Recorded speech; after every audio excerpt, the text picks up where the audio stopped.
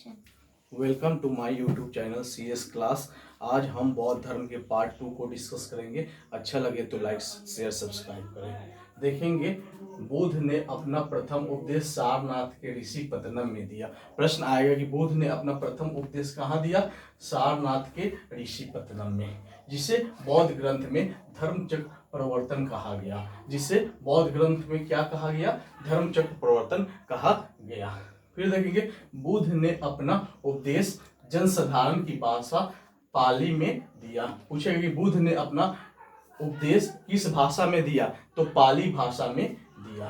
फिर देखेंगे बुद्ध ने अपना उपदेश कौशल, वैशाली, कौशाम्बी और अन्य राज्य में दिया। बुद्ध ने अपना उपदेश कहाँ कहाँ दिया?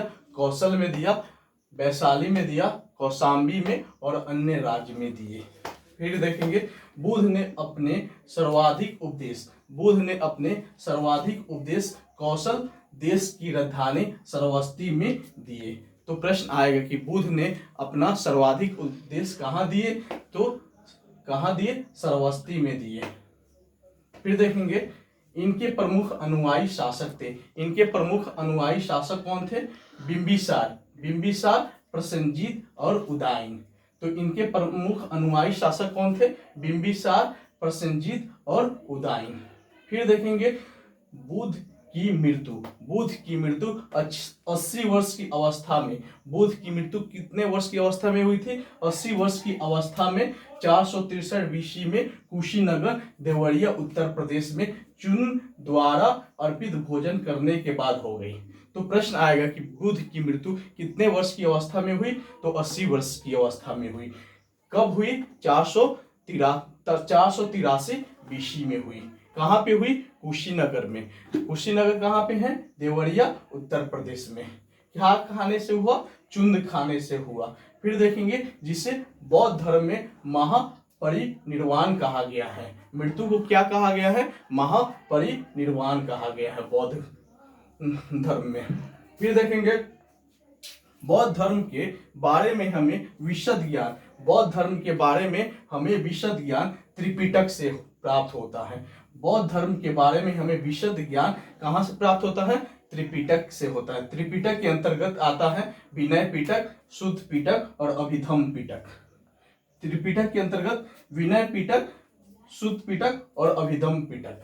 फिर देखेंगे तीनों पिटक की भाषा पाली है। तीनों पिटक की भाषा पूछेगा तो पाली होगा। फिर देखेंगे बौद्ध धर्म के प्रचार के लिए जिन्होंने संन्यास ग्रहण किया उसको भिक्षुक कहा गया। प्रश्न आएगा कि बौद्ध धर्म के प्रचार के लिए जिन्होंने संन्यास ग्रहण किया उसको क्या कहा गया? भिक्षुक कहा गया। फिर देखेंगे गृहस्थ जीवन व्यतीत करते हुए बौद्ध धर्म अपनाने वाले को उपासक कहा गया। प्रश्न आएगा कि गृहस्थ जीवन व्यतीत करते हुए बौद्ध धर्म अपनाने वाला को क्या कहा गया? उपासक कहा गया। फिर देखेंगे बौद्ध धर्म के त्रिरत्न कौन कौन है? बुद्ध, धम्म और संघ है। बौद्ध धर्म के त्रिरत्न बुद्ध, धम्म और संघ है। फिर हम देखेंगे बौद्ध सभाएं। बौद्ध सभा हम देखेंगे तो बौद्ध सभा में देखेंगे 4 बौद्ध सभा हुई थी। हम पहला देखेंगे प्रथम बौद्ध सभा, उसके बाद समय देखेंगे, स्थान देखेंगे, अध्यक्ष देखेंगे और शासनकाल देखेंगे। तो प्रथम बौद्ध संगति देखेंगे। प्रथम बौद्ध संगति कब हुआ था? तो हम 483 BC में हुआ था। प्रश्न आएगा कि प्रथम बौद्ध संगति कब हुआ? 483 BC में हुआ। कहाँ पे हुआ? राजगृह में हुआ। प्रथम बौद्ध संगति कहाँ पे हुआ? राजगृह में हुआ। उस समय अध्यक्ष कौन थे? महाकश्यप थे। तो प्रथम बौद्ध संगति के समय अध्यक्ष कौन थे? महाकश्यप थे। और शासनकाल किसका था? उस समय राजा कौन थे? अजातशत्रु थे। अजातशत्रु थे।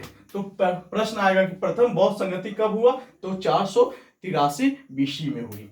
फिर स्थान पूछेगा राजगृह, उसके बाद अध्यक्ष महाकश्यप, उसके बाद शासनकाल किसका था? राजा कौन थे? अजातशत्रु। हम देखेंगे द्वितीय बौद्ध संगति देखेंगे। द्वितीय बौद्ध संगति 383 BC में हुई। द्वितीय बौद्ध संगति कब हुई? 383 BC में हुई। स्थान पूछेगा वैशाली में। तो पूछेगा द्वितीय बौद्ध संगति कहाँ पे हुई? तो वैशाली में। उस समय अध्यक्ष कौन था? साबा कामी। तो पूछेगा द्वितीय द्वितीय बौद्ध संगति के समय अध्यक्ष कौन था? साबा कामी। और शासनकाल किसका था? कालाशोक का। शासनकाल किसका था? कालाशोक का। फिर देखेंगे तृतीय बौद्ध संगति। तृतीय बौद्ध संगति कब हुआ? 225 बीसी में। तृतीय बौद्ध संगति 225 बीसी में कहां पे हुई? पाटलिपुत्र में। पाटलिपुत्र में। उस समय अध्यक्ष कौन थे? मोगली पुत्र तीस थे। अध्यक्ष कौन थे तृतीय बौद्ध संगति में? मोगली पुत्र तीस थे। और शासक कौन था? राजा कौन था? अशोक था। राजा कौन था? अशोक था। फिर देखेंगे चतुर्थ बौद्ध संगति। तो चतुर्थ बौद्ध संगति कब हुई? देखेंगे ईस्वी के प्रथम शताब्दी। ईस्वी के प्रथम शताब्दी में हुआ। कहां पे हुआ? कुंडल वन। कुंडल वन में हुआ था। कुंडल वन कहां पे है? जम्मू कश्मीर में है। फिर देखेंगे उस समय अध्यक्ष कौन थे? वासुमित्र और अश्वघोष थे। अध्यक्ष पूछिएगा चतुर्थ बौद्ध संगति का तो वासुमित्र और अश्वघोष है। और शासनकाल किसका था? कनिष्क का था। शासनकाल किसका था?